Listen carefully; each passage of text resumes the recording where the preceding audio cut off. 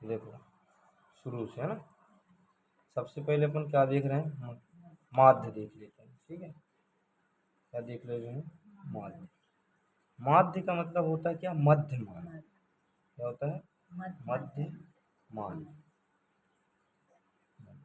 ठीक है, RPF, NTPC और फिर ग्रुप डी, तीनों में क्वेश्चन आता है, ठीक है। तो माध्य, माध्य का मतलब होता है मध्य मान। मध्य मतलब बीच वाला मान। जैसे मान लो यदि यहाँ 1 2 3 4 और 5 है, मतलब ये वाला मान, ये क्या कहलाएगा, मध्य मान, ठीक है। मध्य मान को हम क्या बोलते हैं, औसत।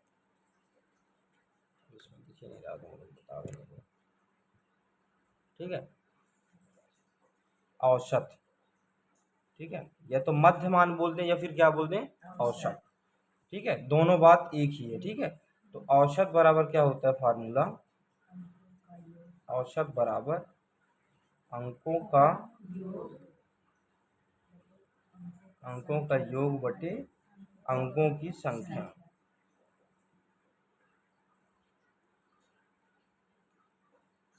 ठीक है, अंकों का योग बटे अंकों की संख्या, ठीक है।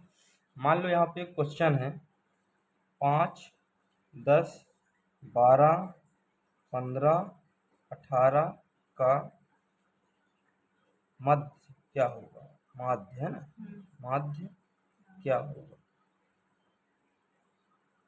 तो सबसे पहले हम क्या करेंगे, इन सभी को जोड़ेंगे, है ना, क्योंकि औसत बराबर क्या होता है, अंकों का योग। तो इन सभी को जोड़ेंगे, मतलब 5 प्लस 10 प्लस 12 प्लस 15 प्लस 18, ठीक है। और इन सभी को जोड़ के उनकी अंकों की संख्या, मतलब एक कितना, 1 2 3 4 5, तो किससे भाग देंगे, 5 से। अब देखो इसको जोड़ो, कितना हो जाएगा, तो 8 और 2 10। जोड़ देखो कैसे जोड़ते हैं, शॉर्टकट तरीका। ये 10 10 10 20, 10 तिहाई 30, 10 40 और 8 और 2 10, तो 40 10 50, 50 और 5 का 5 5 दूनी 10, 50 और 10 60, तो कितना हो गया, 60 बटे 5। तो 5 एकम 5 और 5 दूना 10, मतलब 12 पंचे 60। तो आंसर कितना आ गया अपना, 12। तो जो 12 आंसर आया वो क्या है, माध्य है। अब माध्य निकालने में बन जाएगा, कोई दिक्कत, ठीक है,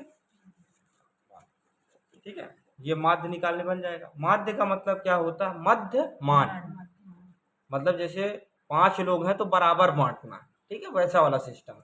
तो माध्य बराबर क्या हो जाएगा, औसत। या तो माध्य बोल दें या फिर क्या बोल दें, औसत बोल दें, बात बराबर है, ठीक है। तो औसत बराबर क्या होता है, अंकों का योग बटे अंकों की संख्या, ठीक है। कोई ये क्वेश्चन दे दिया है, हमने देखा इसमें कि सभी संख्याएं, इनको जोड़ देना, इसमें क्रम लगाने की जरूरत नहीं है, कुछ भी नहीं करना, बस इनको जोड़ देना है। 5 10 नहीं कट रहा है तो भाग देंगे। मान लो यहाँ 60 की जगह में क्या होता, सपोज 61 होता, 61 5 से नहीं कटेगा, तो कुछ नहीं, यहाँ पे भाग देना है, ठीक है। ये होता है 61 और यहाँ 5 से भाग देते, तो 5 एक कम 5, तो घटाते तो क्या आता, 1, और उतारते तो 11 आता, तो 5 दूना 10, तो क्या बचता 1। फिर यहाँ दशमलव लेते, तो फिर यहाँ 0 लगाते, और फिर 5 दूना 10। अब कट गया, लेकिन दशमलव के बाद कटा, तो फिर इसका आंसर क्या आ जाता, 12.2। ये वाला आंसर आ जाता, कोई दिक्कत नहीं है। नहीं कटे तो दशमलव में बताओ, लेकिन बताओ, ठीक है। ये क्या कहलाएगा, माध्य, या फिर इसी को क्या बोलते हैं, औसत। जब औसत पढ़ोगे तो भी यही कॉन्सेप्ट है, ठीक है। अब इसके बाद चलते हैं अपन क्या, मध्यिका, ठीक है। यहाँ से इसका कौन सा, हाँ, माध्य का मतलब होता है मध्यमान, और मध्यिका में अलग कॉन्सेप्ट चलता है, बता देंगे।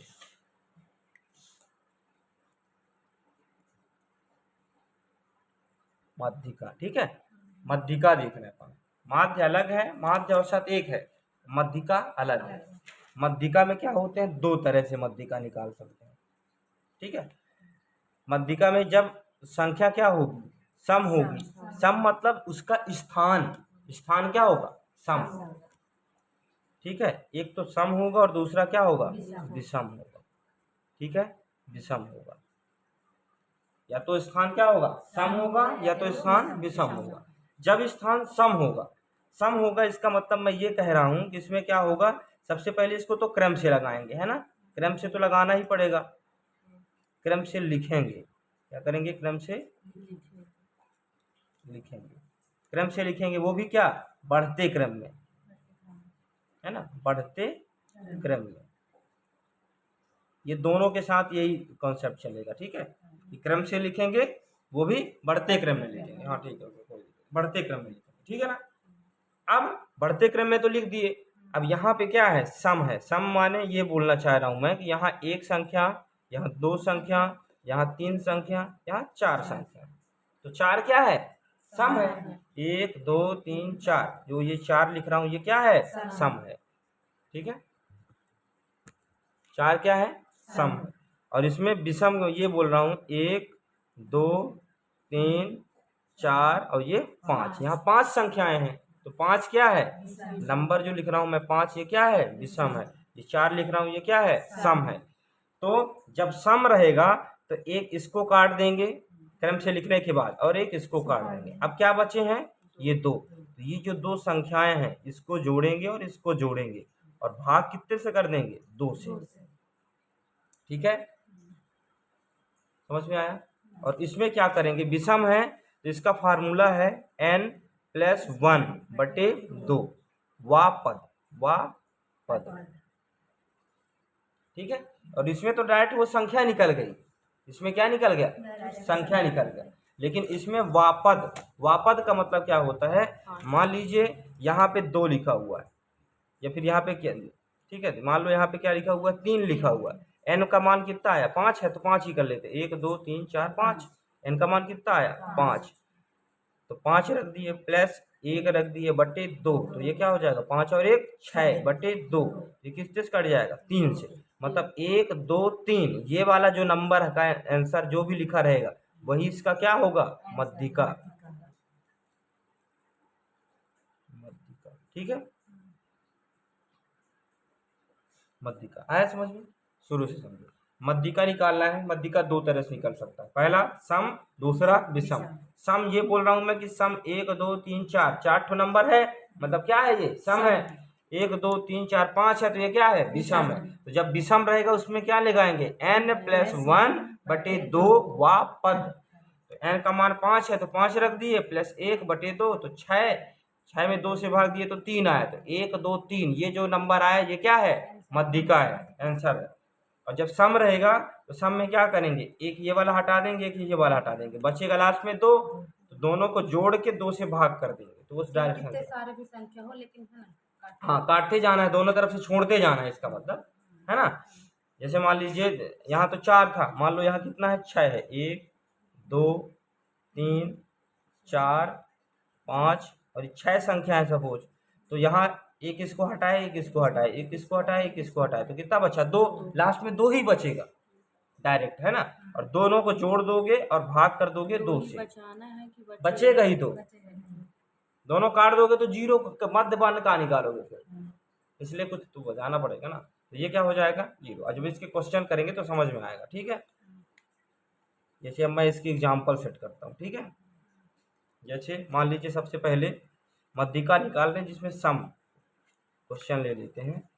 जैसे मान लो 2 है, 4 है, 8 है, 10 है, ठीक है, ऐसा कुछ संख्या का मध्यिका निकालो, मध्यिका क्या है, क्या है, ठीक है। तो सबसे पहले मध्यिका निकालने के लिए हमको क्या देखना पड़ेगा, इसको क्रम से लगाना है, तो ये क्रम से लगा ही लगा है ना। सबसे पहले 2 लगा हुआ है, फिर 4, फिर 8, फिर 10, ये क्रम से लगा हुआ है ना, बढ़ते क्रम में, पहले 2, 2 से बड़ा 4, 4 से बड़ा 8, 8 से बड़ा 10, ऐसा लगा हुआ है। फिर ये देखेंगे कि कैट हो है भाई, 1 2 3 4, 4 मतलब सम है, सम है तो ये वाला कॉन्सेप्ट लगेगा, सम है तो क्या करेंगे, छोड़ते जाएंगे, एक छोड़े ये वाला छोड़े, अब कितने बचे, दो, तो दो को लिख लेंगे 4 + 8/2, तो 8 4 12/2, तो इसका क्या आ जाएगा, 6, ये 6 क्या आ गया, डायरेक्ट इसकी मध्यिका निकल आई, ठीक है, मध्यिका निकल गई, बस इतना सरल, ठीक है। यदि सम है तो, करेक्ट। अब इसके बाद विषम में चलते हैं।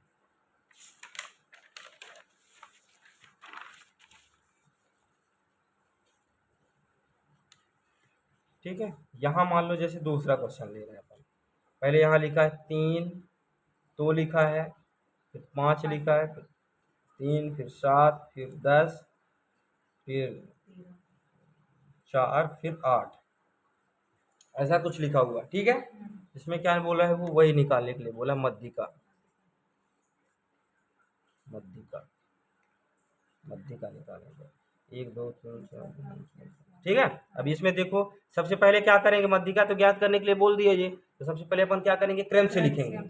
क्रम से लिखेंगे मतलब सबसे छोटा क्या है इसमें बताना जरा, 2, फिर उससे बड़ा 3, उससे बड़ा 4, 4, फिर उससे बड़ा 5, फिर उससे बड़ा 8, 7 है, 7 है, फिर उससे बड़ा 8, फिर उससे बड़ा 10। ये क्रम से लिख लिए। ठीक है, अब देखो इसकी संख्या क्या है, 1 2 3 4 5 6 7। अरे यार 7 है, 7 मतलब विषम। तो विषम का कॉन्सेप्ट क्या है, विषम का फार्मूला क्या है, n+1/2 वा पद।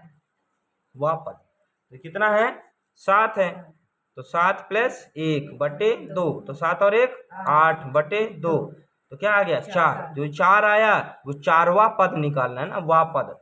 1 2 3 4, तो इसका आंसर क्या आएगा 5। ये इसका मध्यिका होगा। अब बन गया, समझ में आया बात है। ये क्या हो जाएगा, विषम का। सम का भी पता चल गया, विषम का भी पता चल गया। ठीक है, अब देखते हैं अपन क्या, बहुलक।